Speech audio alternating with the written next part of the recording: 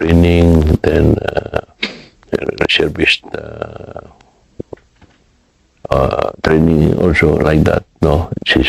Then home defense. Not until early part of 1973. But before that, 1972, the MNLF under Miswari, if you remember, MNLF made a coordinated disturbance, no?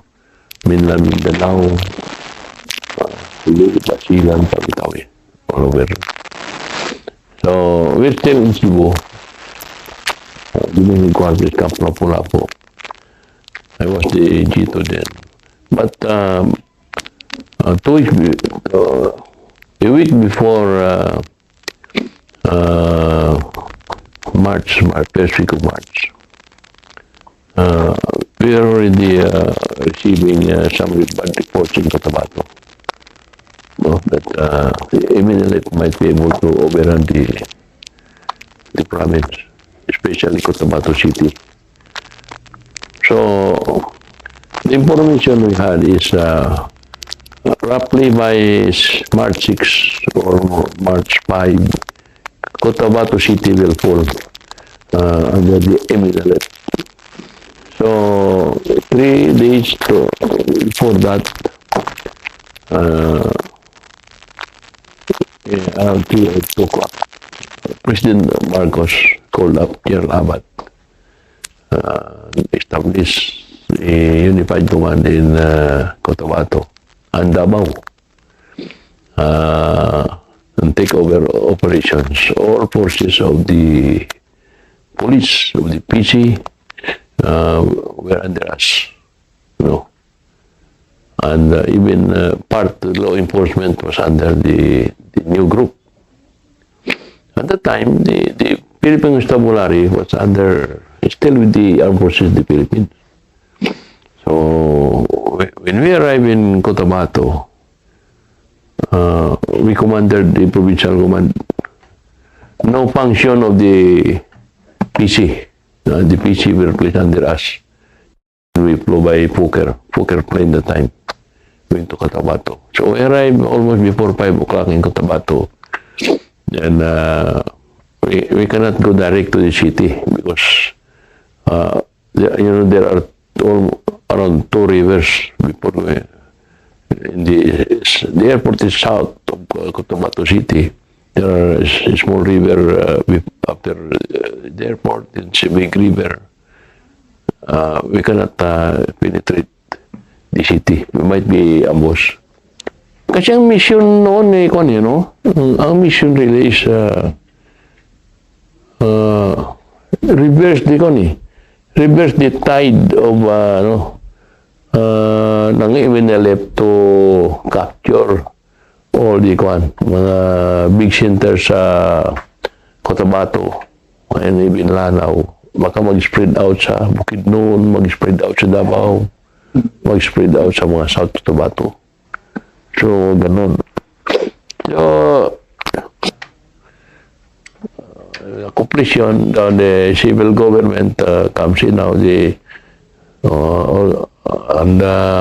that's why may military governor military type remember ito, class 52, deputy namin, Colonel Siongko noon, itong Awang Awang was named after him, no? Military governor yan, Sultan Kudarat. So, ako nga supervisor ko Cotabato City. So, these guys, may control talaga yung General Abad was performing dalawang function military and civil. And you think you succeeded, sir? Oo, muna. Ginumbahin muna. Pero for a limited time lang? Oo, until kasi, di ba, sa practice of democratic setup, mga gano'n, you have to establish a real civil government. So, hanggang may eleksyon na. So, civil na. Then, you go back to the jury now.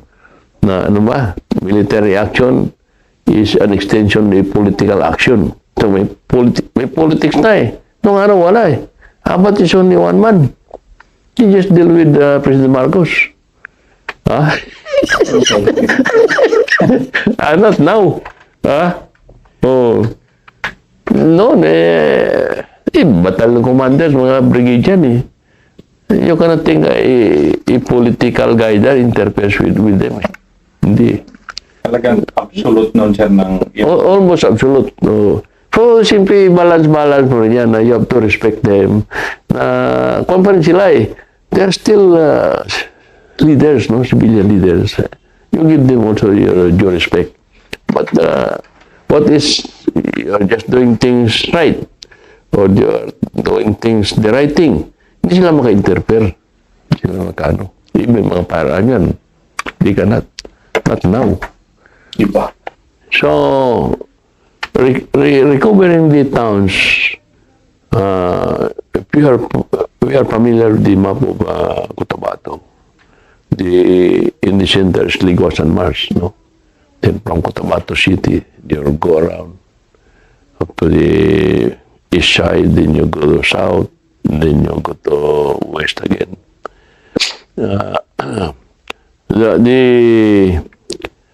The somewhat heavy fighting occurred in even right now ito sa mga Ligwas and Mars area.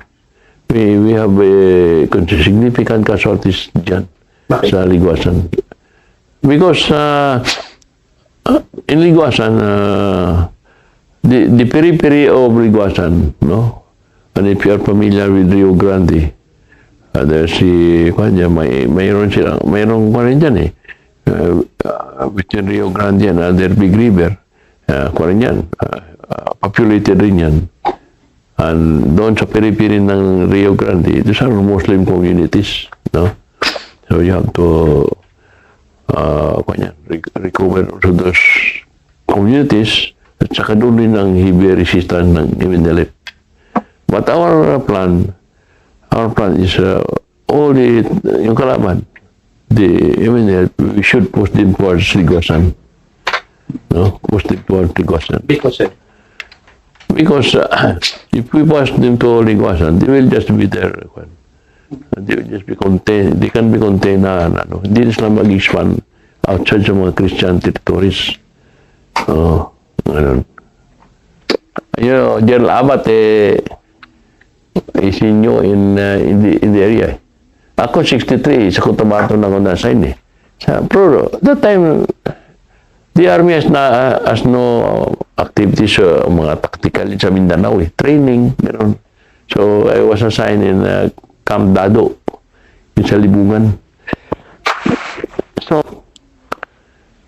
during 63 nandoon ako, wala pang ilagay. Mga barakuda lang yan, mga Muslim group na mga crime tendencies, mga kidnapping, mga ganon. Not until ito panahon ni late 60s, 70, when nag-erupt na yung group ng mga Ilonggo. Dahil wala na, they are also victims of injustice created by some cruel Muslim. Mga issue dyan, they have to recover lands na raw allegedly taken by mga Ilaga, by the Christians, mga ganon. Then marami rin pinapatay ng mga Christians, mga ganon. So since Cotabato, predominantly marami rin Muslim, maraming Christian, Bisaya pa. So they form that, Ilaga, Ilonggo, something. The term it Ilaga. So you are right there. Nanghina ng Ilaga. Hindi naman sila nanghina, but I think President Marcos pa noon, they were, hindi naman siya neutralized, but kinuha na talaga sila. Yung activities niya were cartel na by the armed forces. And some, kasado na, may mga crimes sila, So, when we arrived there, si Toothpick, if you're familiar with Toothpick, kababayan namin taga-Antique yun. Nandun siya nga sa provincial jail. Kasi isang idea is how we can use them, no, sa gulo na ito. So, I visited Toothpick. Usap kami. Ito, diyan labat na instruction na gano'n. May mga tao pa sa UP, mga malayo. Pero, we discarded the Ilaga kasi loosely organized rin sila. And, malalayo malayo ng bundok, mga puntahan pa nyo. So, sabi ni General Abat, we'll just make use of what available matulong nila. No? But, yun sa mga towns na Christian towns, at that time, ang uso dyan, CSDF, Home Defense Force, Civilian, no? CSDF pa, not now, na ngayon, Kapgo na. Ha? Pero yung mga CSDF na yan, mga Ilaga rin yun eh. Siguro rin sila. That's what we use of them. But si Toothpick, inside the jail si Toothpick eh. Na-priso sama siya may criminal, no siya eh. Some people accuse him of mga criminal activities. So, out siya na PC. So, the success of the is through really, through tactical operation. Kung saan kuan pa, principles of war, may concentration of combat power, may mass, no? Yan. And plus the no lit up until we were hoping the enemy will also get tired, no? And the time, unlike now, it was martial law before. Oh. So, after 3 or 4 months' time, yun na nag-start ng peacemaking. Tapos mga traditional contract, mga traditional leaders of the Manilite. Consolidate forces first. Sila mismo have to account for the Philippine Constabulary. Peacemaking na. You have to account for the army. The army before 27th IB, its mother unit is with the 4th Infantry Division. That's one battalion. Then, before we in plane to Cotabato, 3rd Division was instructed by the AFP to provide 1 battalion to Cotabato. In fact, I participated in transporting the troops 2 or 3 days before we arrived in Cotabato. So, after consolidation of the forces who are the forces with us, then on my part as U2, I have to gather initial intelligence. Sinong kalaban? How many ang kalaban? Then I called for the Navy intelligence around. There are some operators there in the PC, the CIS, then MIG, the time. MIG was already organized the time, the ISAP. Then,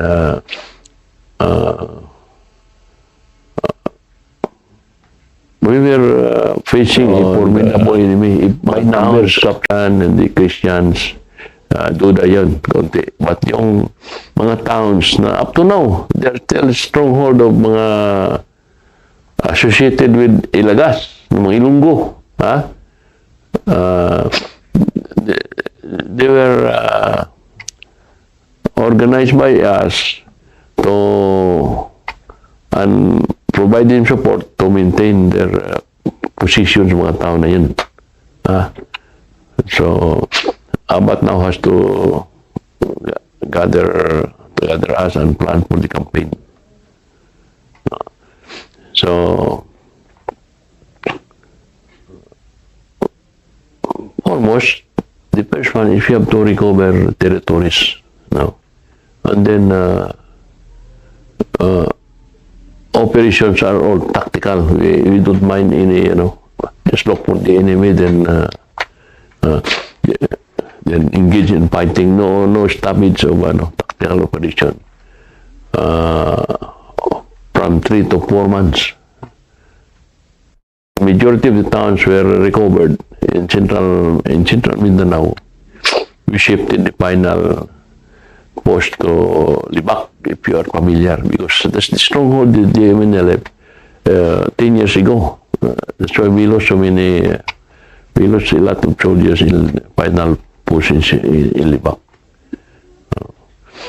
So, yun, we're able to tactically to reverse the tide, no, sa MNLF. Then, general about now the program is reconciliation with the mga traditional Muslims. We have to gather mga even Christians and work along that line if we can reconcile. Then from there, the last leg is shipped to the coastal, Libak, then itong mga OP, no, then Karamansig. Because yan ang holdout nila talaga. We know mga information yan was proven by encounters there where we lost the heaviest casualties occurred in Libak. Malaki mga sinsira nila dyan. They have been preparing the area for the last campaign 10 years, 15 years ago.